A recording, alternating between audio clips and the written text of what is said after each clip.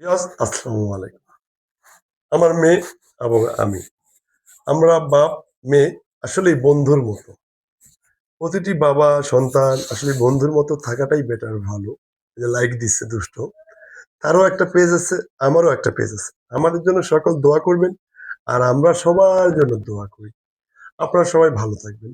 আসলে ভাই, গ্রামের ফকির গ্রামে ভিক্ষা পায় না, বাইরে ভিক্ষা পায়। আসলে মানুষ তো আমরা হিংসার কারণে আজকে আমাদের অধঃপতন। আর হিংসাই হচ্ছে ধ্বংসের মূল। আসলে আমরা আহ, গ্রামে তো গ্রামের ফকির ভিক্ষা পায় না, সম্মান পায় না, বাইরে ঠিকই পায়।